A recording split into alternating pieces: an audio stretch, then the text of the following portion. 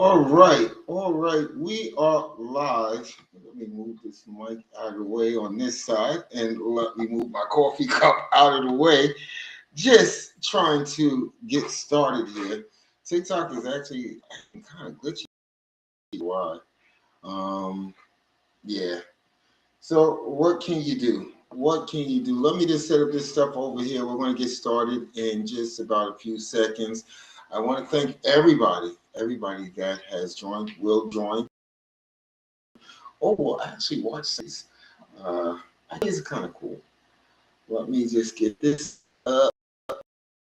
Righty. All right. We are definitely good to go. Hopefully everyone had a great Friday.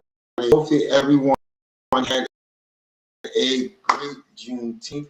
I'm going to be the important part of what we're going to be talking about is this thing called no contact, but there's another flip, and it's actually called controlled access.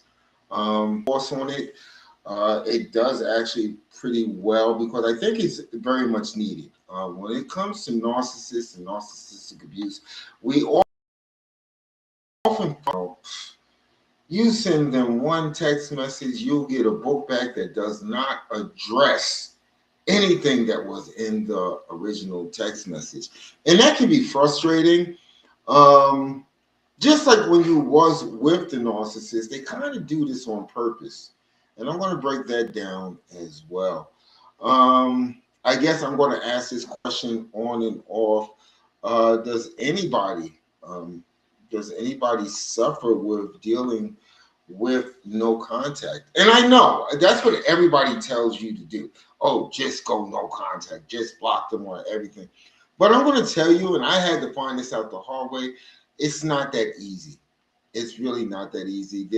And I've said this before, but there are so many different factors that play to not being able to go no contact.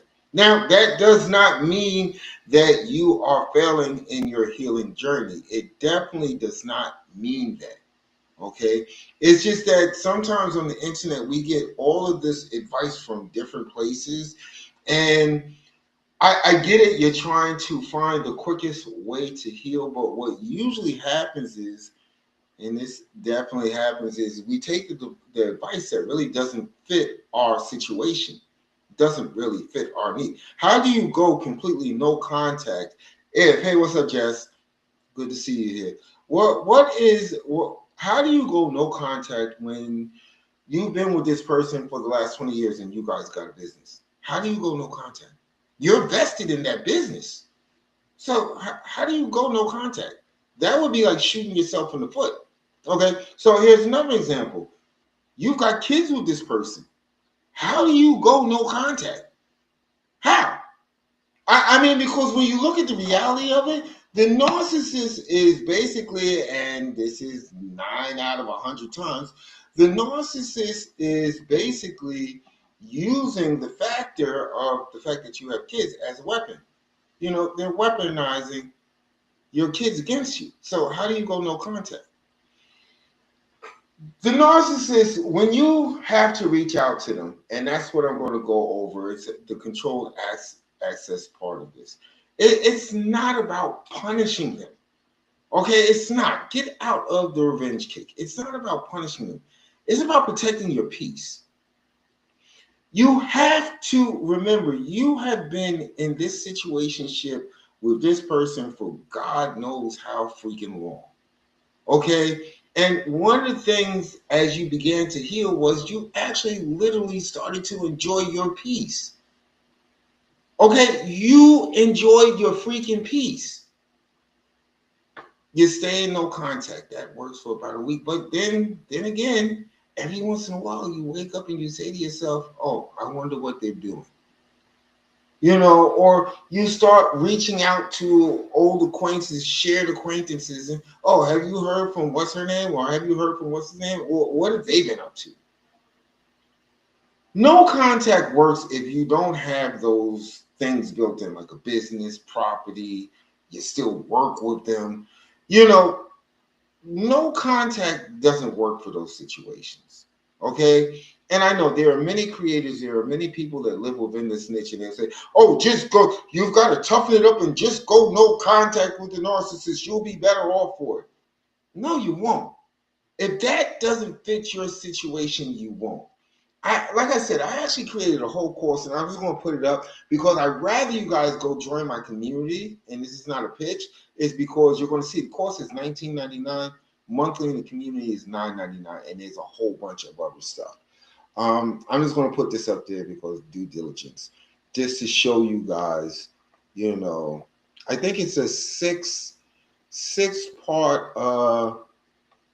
video course. And you know what the thing is, it was something that I had to learn. I really did, because I was in the midst of my healing journey. I was feeling good about myself. I thought that I had just, wiped them clean, but I still had to contact them because I still needed, I wanted, it was part of me, my attachment with my children. Okay, I needed that. And there were times when I had to ask for something, child focused, and I would just stare at my phone like I don't feel like going through this. I'm tired of the chaos. I'm tired of, I ask you one thing, you write back a whole book about something completely different that still doesn't answer the question. That still doesn't answer what I need information on. There's a way to get through that. There is a way to get through that. But let me start off correctly. Today is Juneteenth.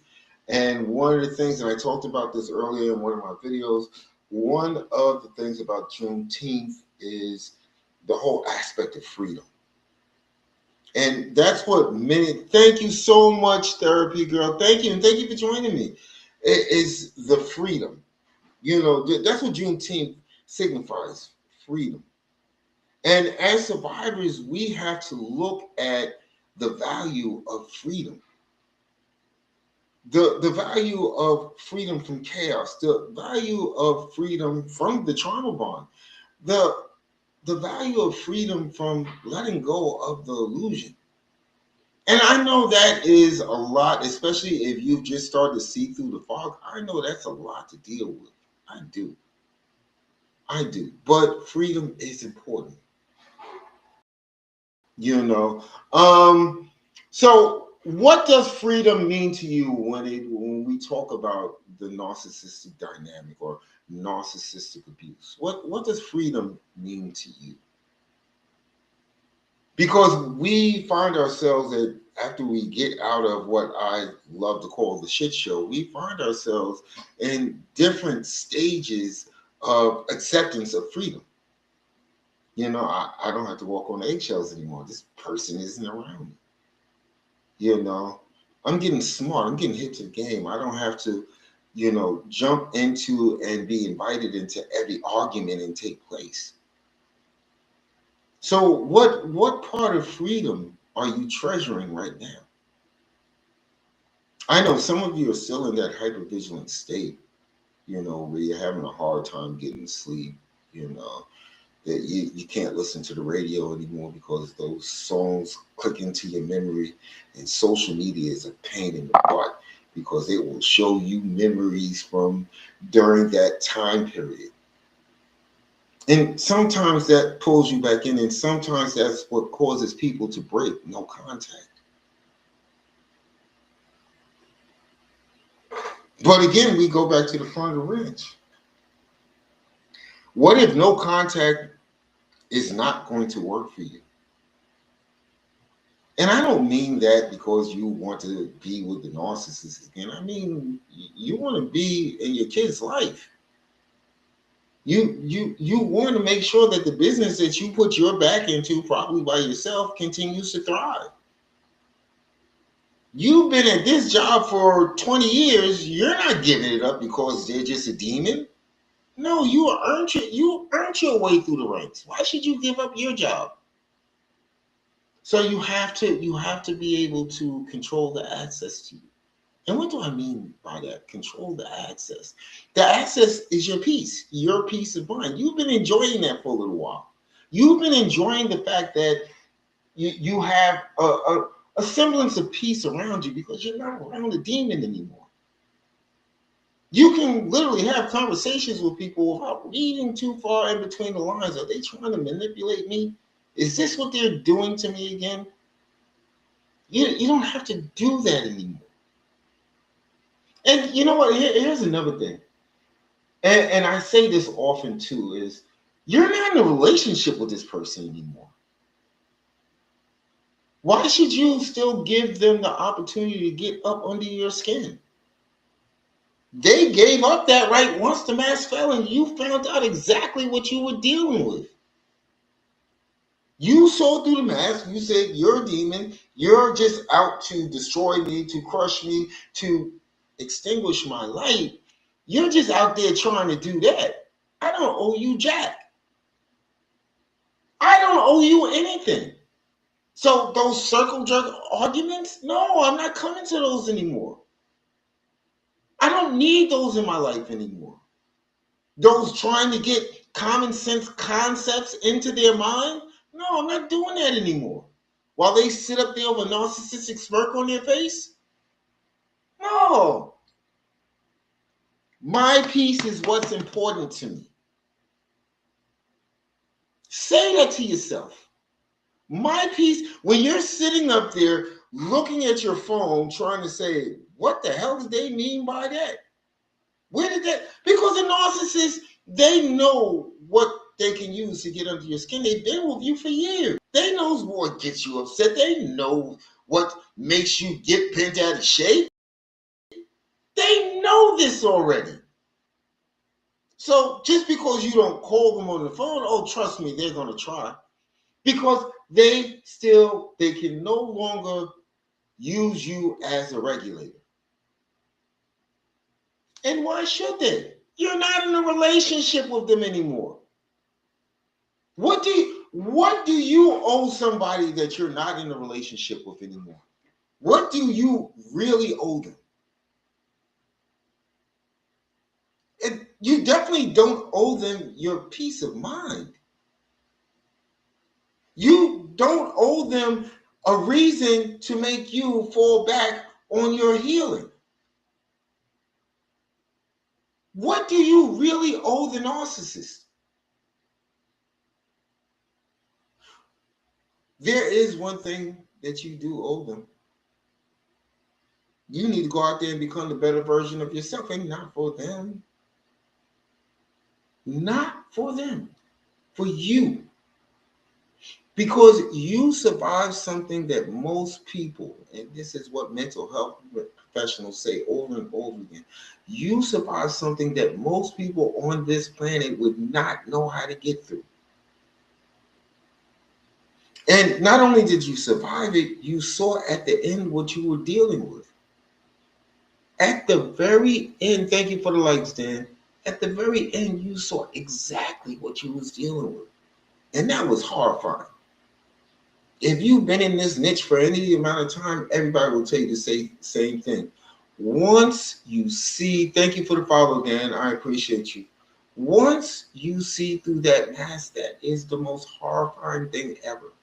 Because the person that you love, that you thought loved you back, you found out with all the proof in front of you that you've been dealing with a demon all this time.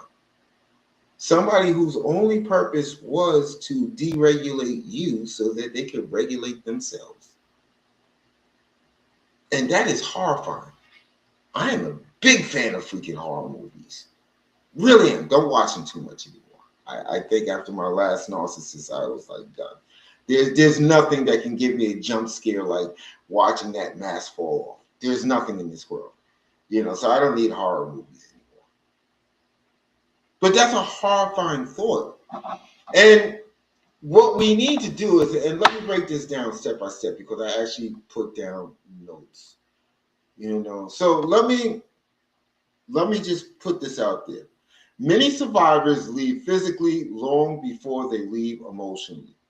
The body leaves, the mind stays. The heart stays. The questions stay. The hope stays. See, this is why I talk about reclaiming your freedom. Okay, because as long as the mind stays, as long as the heart stays, as long as the questions stay, which actually brings you back into the fact that the hope stays. That's how empaths become trapped. This is how they become trapped because they are hoping, empaths are hoping that the years, the decades that they put into this relationship, it is still salvageable. I can fix this. I can make this work. And when we leave, because we're gone, we're no longer physically there, we tend to forget.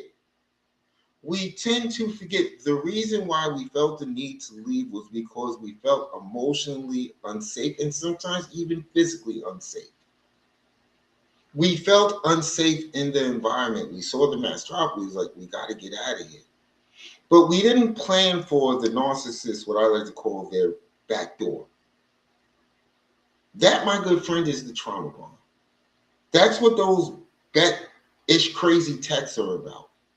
That's what those phone calls out the blue. Oh, I didn't mean to call you. I must have pocket dialed you.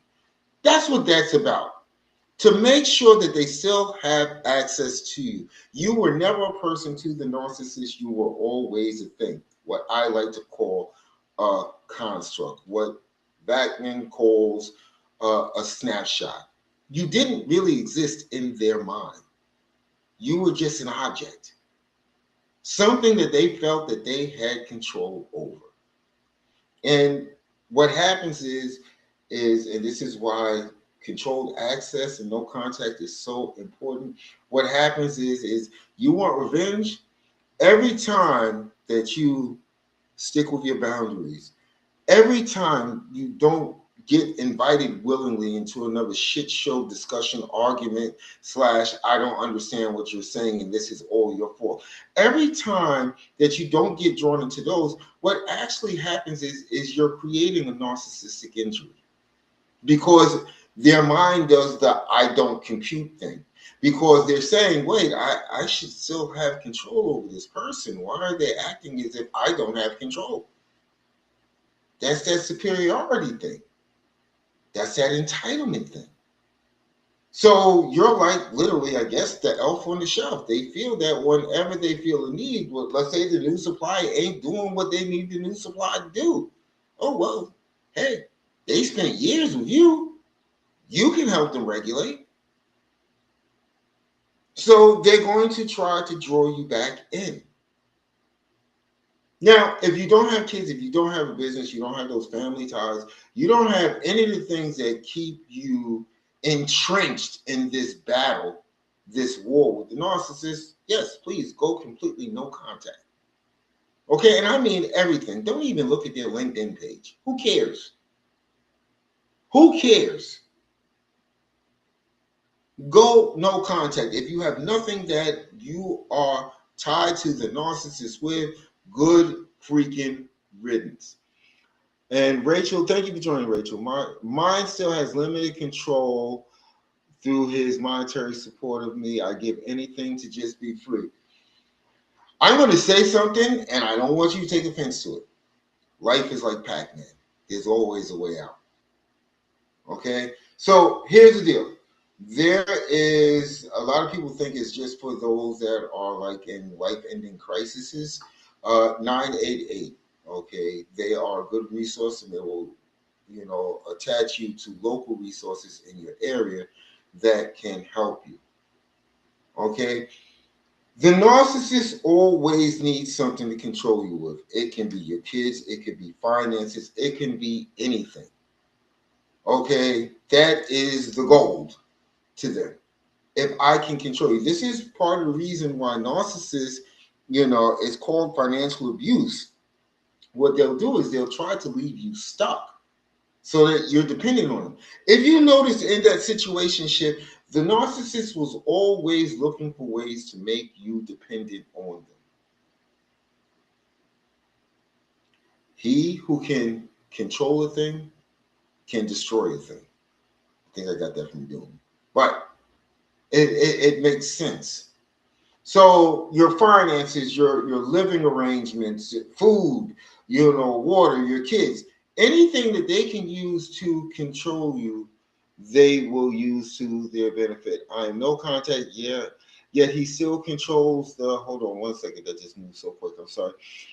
And Rachel says, yet he still controls the support he gives. I want a divorce. He doesn't. Well, you want it. Again, we have to take narcissists out of the realm of non-disorder having human beings. Okay, when was there anything, and this is me just being psychic guy because I've gone through this, when was there anything that you really wanted that they tried to help you achieve? Think about that for a second. It's always counter. If it's something that you really want, if it's something that you really need, if there's nothing in it for the narcissist, you can't have that. Narcissists literally treat you like their pet goldfish. Okay? How much attention do you pay to the needs and the wants of that little orange thing swimming around in your tank? If you remember, you feed it. That's it. So we have to, and let me fix this right here. I'm sorry. We have to look at the fact that the narcissist is never, ever, even though sometimes it might actually benefit them. This is how that is crazy is. Sometimes it literally might benefit them. But if it benefits you, oh no, they'll burn the whole house down. They will burn everything to scorched earth. Okay, because the thing is to hurt you. This is part of the reason why the mask fell off, is because we started to notice, again, me being a psychic guy, because I've gone through this, we started to notice that most everything that was done was not done to uplift the relationship. It wasn't done for mutual growth. It wasn't done to just be happy, go lucky people. It was done to control you. That's it. Nothing more, nothing less. I think what happens is, as survivors, we get caught up in this trap of believing that this person, even though we've seen who this person is, we believe that there's hope. We believe that we can fix it. As empaths, that's what we've been doing most of our lives, fixing other people's problems. Even though our life might be going down the dumpster, we're always out there trying to fix other people, trying to fix other people's problems. The narcissist plays on this. Again, that's why no contact. Distance creates clarity, and clarity creates distance. That's why if you're able to go no contact, do it. Do it. And I don't mean half-ass do it. Do it completely. Why? If someone walked into your door right now, opened the door, and said, hey, by the way, I'm a demon. I'm going to destroy your life. Would you let them in? You already know that your narcissist is a demon. You know this already. So you've got to get over those emotions, because that's what they are. And emotions can be controlled. You have to get over those emotions of wanting to be back. What you're looking at is patterns. You're looking at how they conditioned you. You're looking at how they treated you. Thank you very much, Dawn Marie, and thank you for joining. That's what you're looking at. You're not looking at reality. Reality states there's a demon at the door. There's a demon knocking to get in. If you're like me, you like horror movies, you don't open the door. You don't let them in. But that's that back door that I spoke of, the trauma bond. The back door that the narcissist set up so that they can come back in and destroy our lives. Thank you for the share, Dawn Marie. I appreciate you. We don't realize it, and sometimes we realize it too late because there's many people that go back 2 times, 3 times, 4 times, 5 times. And this happens in all types of, it could be domestic violence or DV. Oh my God, why did I just say that word? But it could be DV. It's the same principle, it's control. So what happens is survivors think that they see a glimpse of what they saw in the beginning. Just a glimpse, just a sliver, just a taste of what they saw in the beginning, not realizing that the beginning was planned out better than any planning could be done. Because the narcissist needed you. They depended on the fact that when things got haywire, when you started to see through the little cracks in their mask, that you would always revert back to what you saw in the, that empath gene just kicks in and you're hope and potential. You are now the hope and potential fairy. Even though this person is only showing you glimpses of anything, they've future faced you, they've made so many promises and you've seen no change in behavior. They're good for 5 minutes. They're like that little kid that's been on punishment and their mom or their dad says, hey, listen, if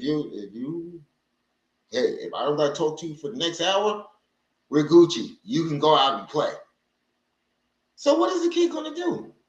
He might not have learned his lesson.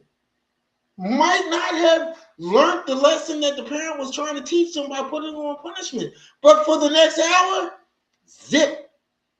They're not going to say nothing. They're going to put themselves in a time bubble. They're not going to move. And it is going to watch those minute hands go and click until that hour is up. And they're going to run back and say, see, you didn't have to say nothing to me. Can I go out now? That's what the narcissist has been doing to you during the whole relationship. They didn't learn anything. They can't reflect. They have no remorse. They don't even care that they hurt you. They don't. It makes no difference to them. It really doesn't. What I hurt you? Oh, well, I'm entitled. That's what I do. That's what I've been doing my whole life. If you don't like it, you're my favorite. You're being too sensitive. That's what you're doing right now. You're being too emotional. Or my second favorite, hey, I speak to everybody and nobody sees a problem with this. One of the things that I noticed with my narcissistic abuser, the triangulation, when I came to understand that term, was I could never discuss what I felt in the relationship with them. However, there was always this committee of people that I guess she discussed the relationship with, and they gave their feedback on how I should act.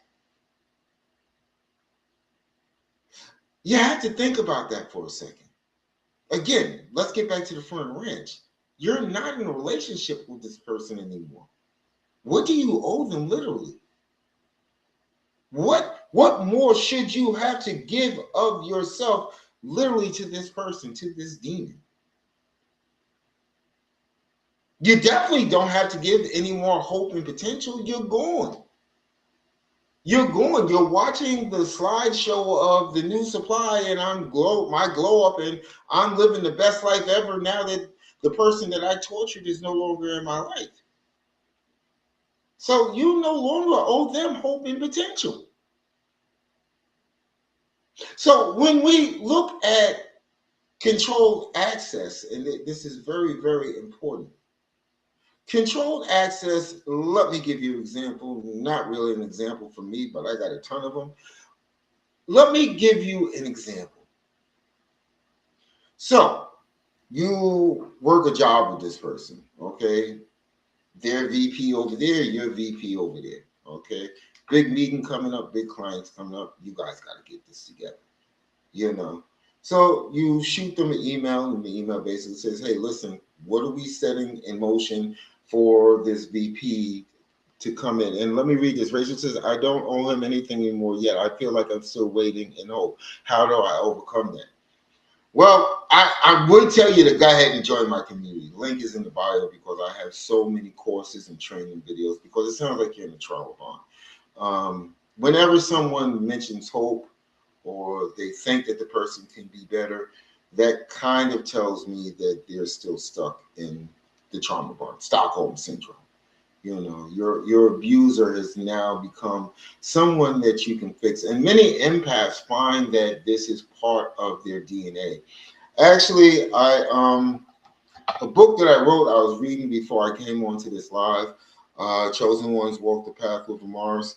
I'm going to read something later from that about have the last stage of healing is actually understanding you.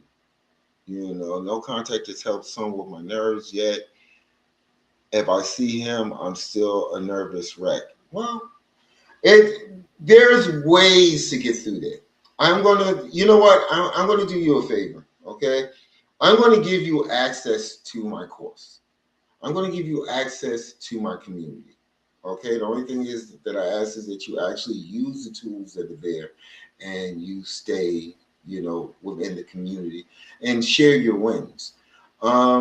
All you have to do is send me a message. Do not put it here. Send me a message with your email, and I will send you access to the whole community. You know, there are so many great tools that, again, most of what I've gone through, I just like one day I was just like, I can't see anybody else going through this.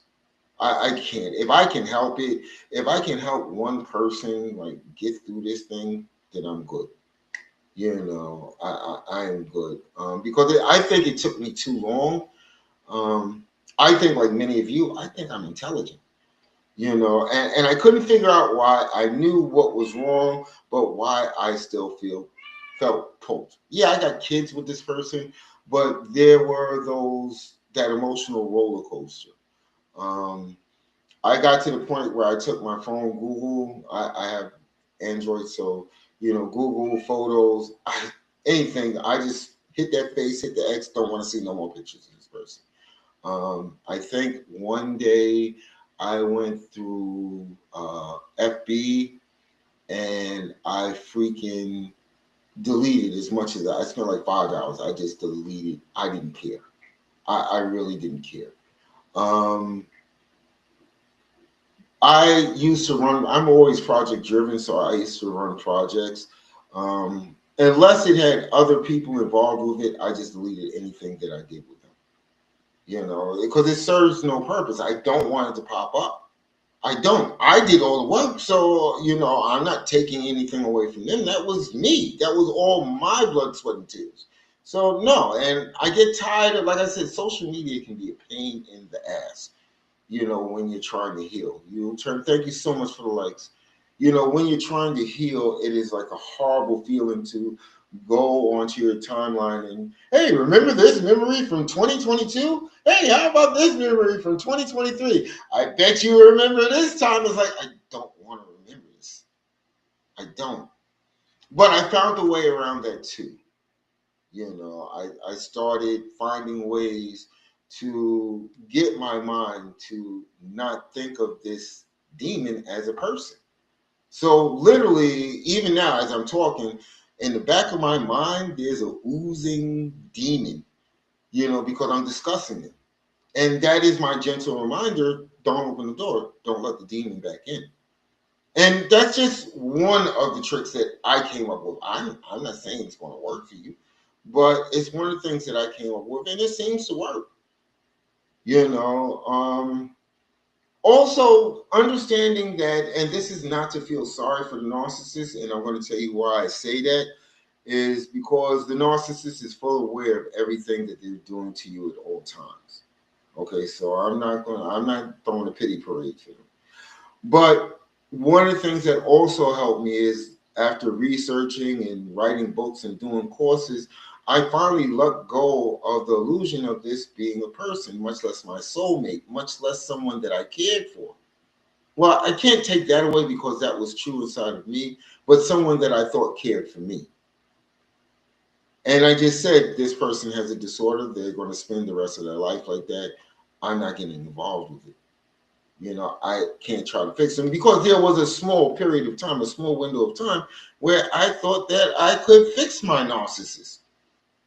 I thought there had to be a cure someplace. If I had to save up money and send them to Switzerland, hey, that's where they're going. Because that's that hope and potential. That's that thing that many survivors deal with. And that is the hardest step to take, is letting go of that hope and potential.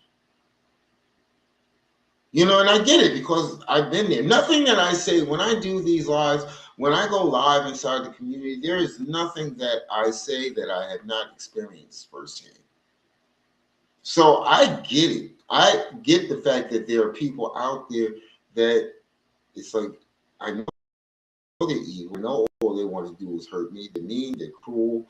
All they did was, devalue me, this, that, and the other, and then they discarded me possible way. And you're sitting in bed on a Friday night and you're like, I wish they was here. That's the week. That's one of the things that I had to learn, was it means that you're still trying to make sense of something that literally didn't make sense. And then we come back to what I said earlier. Clarity creates distance, and distance creates clarity. Or vice versa. I mean, it all turns out the same way. I mean, we have to find a way. And no contact is, again, if you don't fall under those guidelines, no contact is one of the better ways. It's a great tool to help you understand, hey, I need to start feeding back into myself. I need to start choosing me again. That's something that many of us stopped doing during that situationship.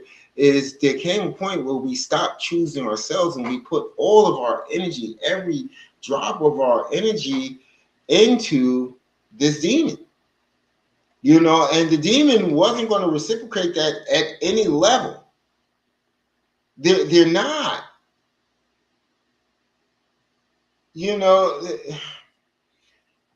That's what happens. And most of these courses, I'm just putting this up there just to give you an idea of what's already in the community, what's coming to the community. I think there's 23 courses inside the community as of today.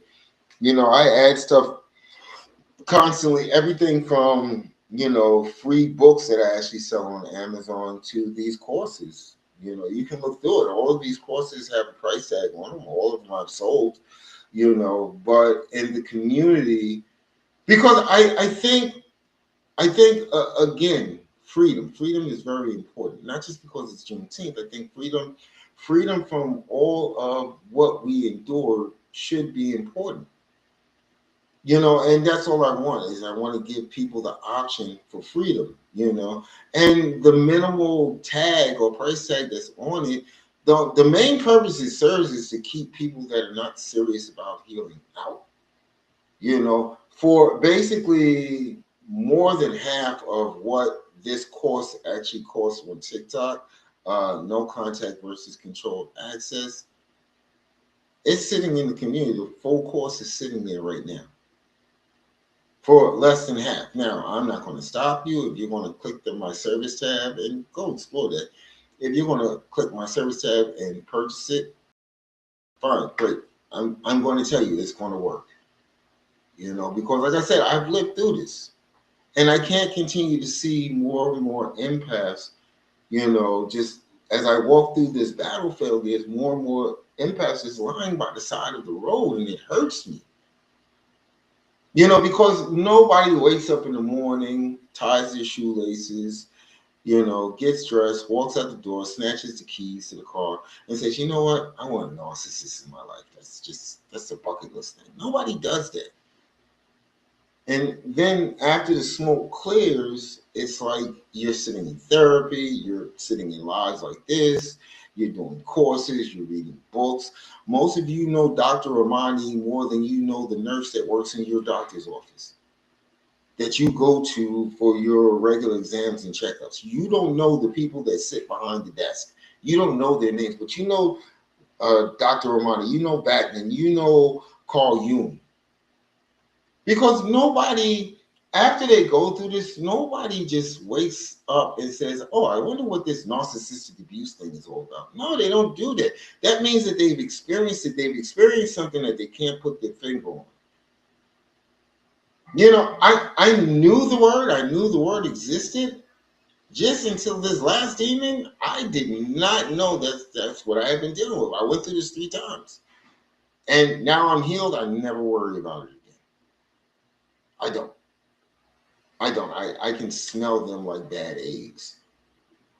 You know, I can smell the sulfur coming off of their skin. But that is the importance of healing, is having your peace.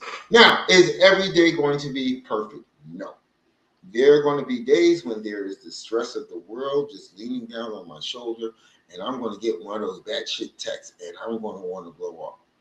And I am going to want to read them the riot act. But there's a couple of things that I always remember when it comes to dealing with narcissistic abuse. Supply is supply to them. Whether you're angry at them, whether you want revenge, whether you're crying, it doesn't matter. They take that. When you let the narcissist know that you're highly upset with them, look at their face. They got a smirk because they got exactly what they needed. They needed to push your buttons. So revenge doesn't work for them. It doesn't. The only thing that, if you really want revenge, is healing yourself and making yourself a better person and making yourself a happy person, making yourself a peaceful person, and detaching from hope and potential. That crushes them. That really crushes them.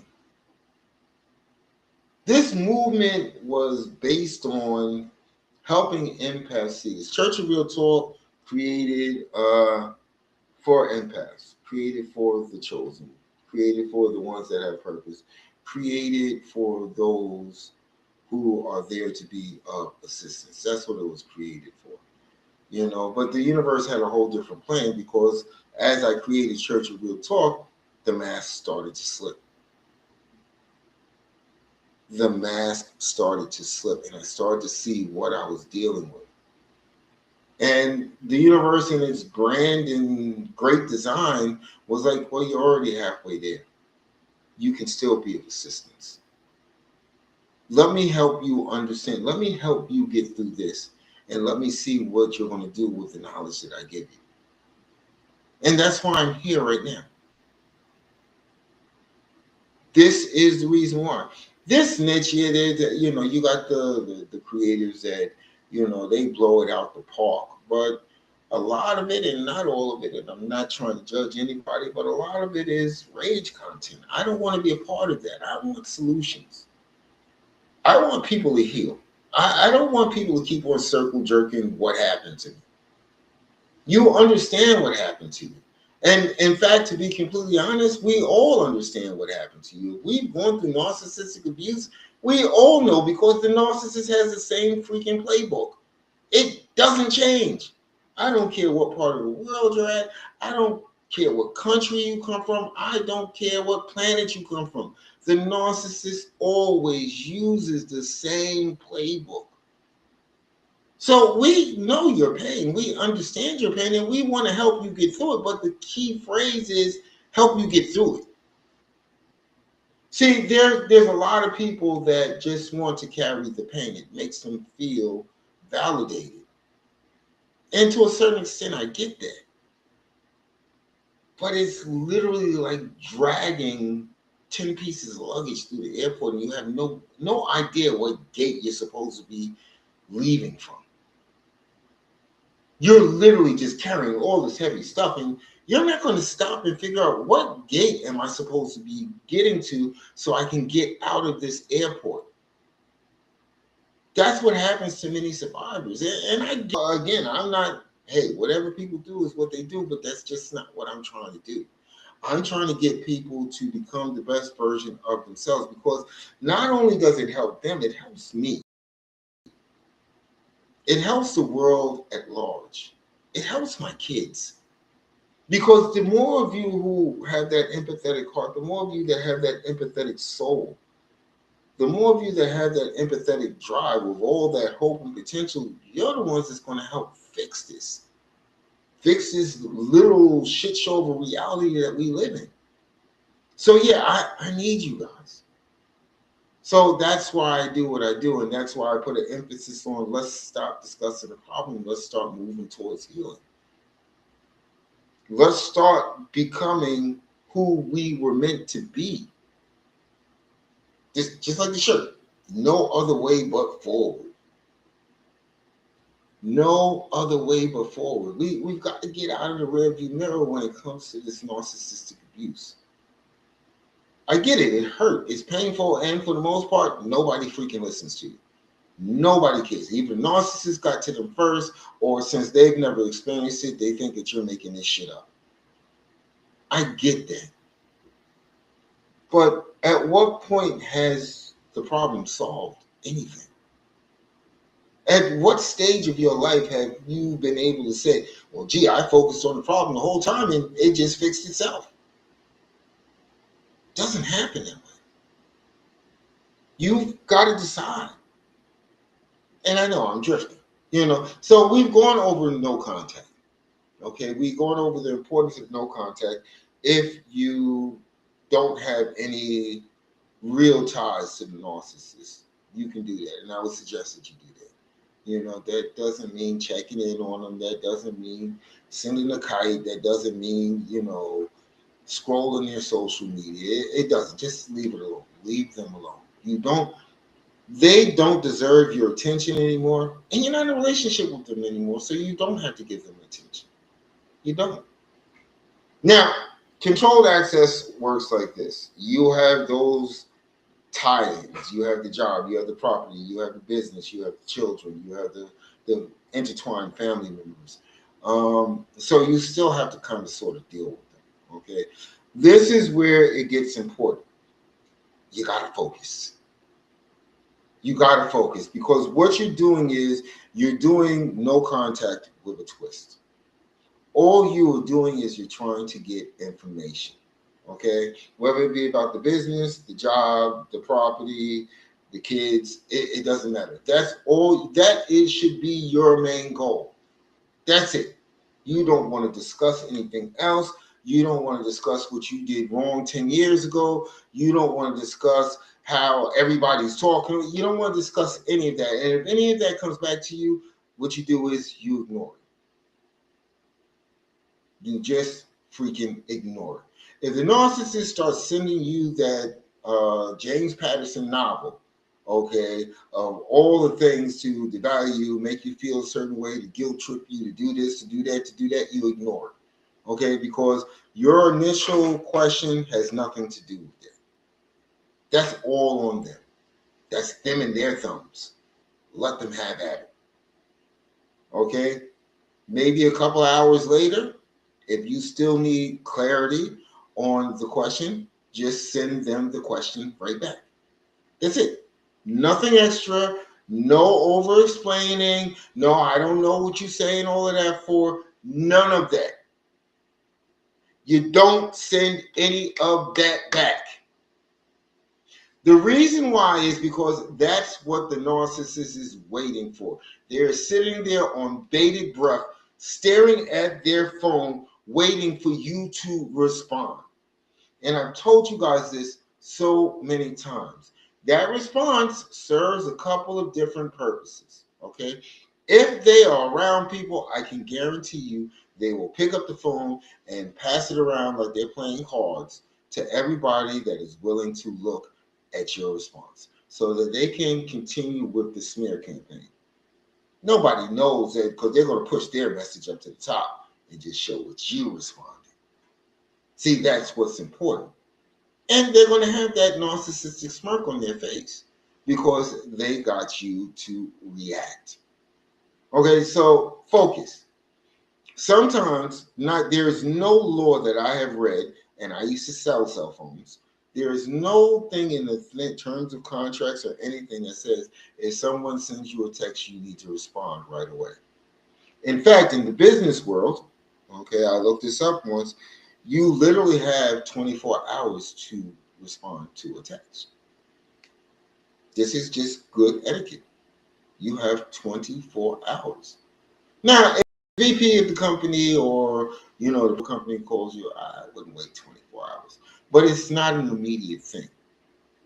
Okay, we've gotten so trapped into this idea of I've gotten a text, I've got to respond right now. No, what if you're in the facilities, in the bathroom? What if you're in the shower? You can't respond. So you can use that time to actually gather your thoughts and just ask yourself a couple of questions. Okay, is this conducive? Is this conducive to my peace? Is this conducive to my healing? Again, you have to go back to that defining statement. I don't owe this person anything else. I am no longer in a relationship. Think about that, because that's how we get trapped a lot of times. We, again, that hope and potential, we start to think and believe that, hey, listen, let me go ahead and respond. Why? Why? If your mind is not together, if your response is not going to help your peace, if your response is just going to spiral you into a controlled shit show, why would you respond? Give yourself a minute, give yourself 2 minutes, give yourself 5 minutes. Okay? And always, and I do this a lot, if it doesn't fit what it is that I'm asking, and I never ask for anything out of boundaries or out of control or just out of pocket, I don't do that. It's about the kids. I'm asking a question about the kids. That's it. Nothing more, nothing less. You send me a text and it's a long book and it doesn't address what I asked you, then I'm not going to respond. If in between all of that, it addresses what I said, that's what I'm going to respond to. Nothing else, nothing more. There's no reason to get drawn into a battle. There is no reason whatsoever. So that is the mindset that you always have to have. Let me put this back up here. Because like I said, this course is actually free inside the community. There is nothing that you need to do to make them or placate them or make them feel comfortable in their own skin, because you have to remember you gave so much of yourself in that relationship, that situationship, that you stopped caring about yourself. All you cared about was how you could fix the relationship. And you have to be honest. That's all you really cared about. How can I fix this relationship? How can I make things better? How can I get back the person that I met in the beginning? See how we always go back there? See, when we're going through the intermittent reinforcement, and this could be done through a text message. Who's literally gotten that guilt trip text message? Has nothing to do with what I asked you, but you want to guilt trip me on something that happened 20 years ago or 10 years ago or 5 years ago. This is kind of telling you where they're at. They still need the control. And it's up to you to decide if you're going to give them control over you, or you're going to stop letting them have control over you. Having control over your emotions, having control over your day. Because I have experienced that where I wake up, I don't know, maybe they just got through schooling or something, and let me just bug the shit out of him. And they send me a text message. I wake up in the morning, first thing I see, and I'm like, the hell, now the whole day is ruined. I got tired of that. I literally got tired of that. And I decided I'm not going to let this person, I don't owe this person my day. I don't. And you'll always notice with the narcissist, the things that actually matter, the important things, they won't tell you. They won't give you the information that you need. This is their trademark. Because if it's, let's just say it's the business. Oh, we just got inspected, the health inspector just said this, that, and that. They're not going to tell you that. That does a couple of things for them. You'll find out on your own. And hopefully the business fails. Hopefully you get a fine that you can't pay. Hopefully. When it comes to kids, it's the same thing. They're not going to get, why is it's not even been an hour, TikTok. You a quick grade. They're giving me the puzzle. Let me taking your time with it too. Give me 1 second, guys. I apologize. And this is the thing that we constantly, have to deal with. There's we because we keep on saying to ourselves, and I'm sure many of you can attest to this, we keep on saying to ourselves, well, it's important, it's about the kids, so they'll let me know, they'll be a human being. No, they're not a human being. No, they're not a parent. They're not. And if you stop giving them hope and potential, you will soon see that. You will soon see that very quickly. This is what gets me through most days. I just put in the back of my head, I'm not dealing with a human being. I'm dealing with a demon. I'm done. I'm done. There's nothing that can happen after that is going to shock me, that is going to pluck a nerve, that is going to make me feel a certain way, that's going to make me get upset, that's going to pull me out of character. Nothing. I'm dealing with a demon. What do you put past the demon doing? Nothing. Nothing. Everything is done to a certain extent to hurt you, to disempower you, to devalue you. Everything. And they do it on purpose because, again, they can't regulate themselves. They need somebody else to regulate. New supply might not be doing their job. They might not be. But like I said, after years dealing with you, oh, I know which buttons to push. I know exactly what to say. I know exactly what to do. Oh, this is going to get them upset. Nah, stop falling into that trap. Stop falling into that trap. This is from my book. I want to read this. It's page 109.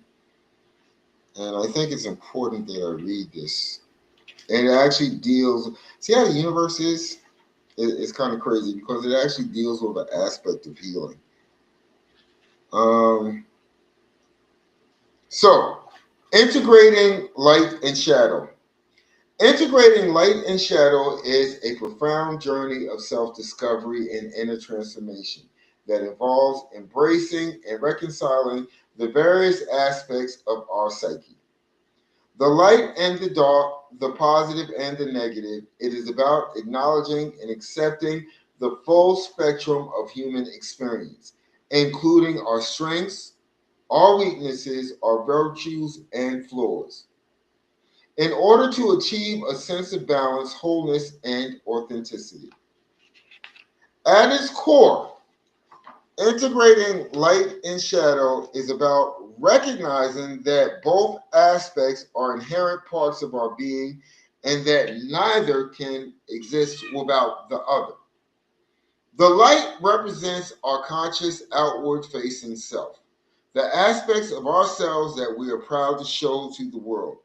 This includes qualities such as love, joy, compassion, and creativity. The shadow, on the other hand, represents the unconscious, hidden aspects of ourselves, the parts that we may feel ashamed of or seek to repress. This can include qualities such as fear, anger, shame, and insecurity.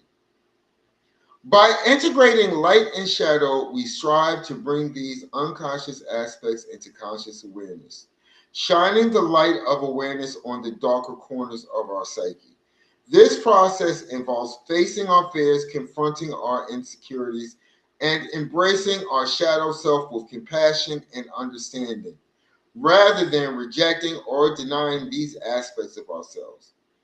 We seek to integrate them into our consciousness, recognizing them as valuable sources of wisdom and insight. The reason why I wanted to read that is because you have to do that to completely heal. I talk about it on a couple of courses, I touch base on it, but I just found it strange because this book was published in 2024. I finally broke free in 2025. And I soon came to learn that this is an integral part to healing from the trauma bond. This is how you know you're completely healed, is because you have to look at, You have to look at what's inside of you, what caused this to happen, because something did cause it to happen. And it's not just the whole empath being the flip side of the narcissist. The narcissist plays off of this. They understand this, but they understand something else. Your love, your compassion, your creativity will keep you holding on to one thing. And that one thing is the one thing that's holding you back from healing from the trauma bond is your hope. Your hope that this person can change. Your hope that this person can be everything that you envision they could be. Your hope that the future faking isn't just lies, that they really want to do that. The hope that you have actually found your soulmate. It's hard. It really is hard. I think I've had an easier time with two things. It really is a hard pill to swallow, but you're not going to heal. I can tell you. You see, there are creators out there that will tell you, "Oh, take my course. Oh, do a consult with me." And I'm not coming at anybody, but they'll tell you to do all of these things. Have a coaching session with me, but they never discuss that part. And that is the most integral part towards you healing, is understanding you, not understanding the narcissist. There's so many creators out there that think the key is for you to understand the narcissist. We know what the narcissist is. We don't need any further explanations. We know. We've got to start understanding ourselves. We've got to understand why we had so much hope. And that's a long journey, and it's a hard journey, and sometimes it's a sad, tearful journey. But you will not heal. I will tell you for a fact, you will not heal completely at all. You will not. There comes to the trauma bond when you're getting out of narcissistic abuse. There's no band-aid for the boo-boo. This is real freaking work. As the kids say, this is crazy work. So never think that this is a walk in the park.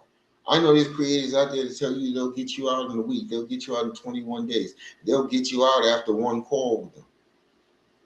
And my viewpoint, it don't work that way. I'm going to tell you, it's not going to work that way.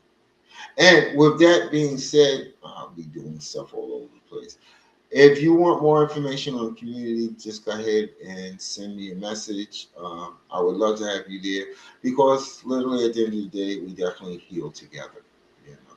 With that being said, Minister Robinson, Church of Real Talk, founder of the Now Movement, no other way but forward. Okay, this is actually going to talk. Here, bear with me. Okay, I'm going to do the damn thing. So yeah, this is the New York edition. I just made this today. This is the New York edition. On camera. There you go. Yeah, this is the New York edition. It glows in the dark. I'm kind of proud of this. You know, I think I might have to revamp my old LLC ethereal collection, because I actually enjoyed it. Again, this is part of what happens. You know, we begin to enjoy the things that we used to enjoy before we got caught up with the demon. And this is one of those things: creativity. You know, with that being said, Minister Robinson, you already know I want you guys to keep on healing.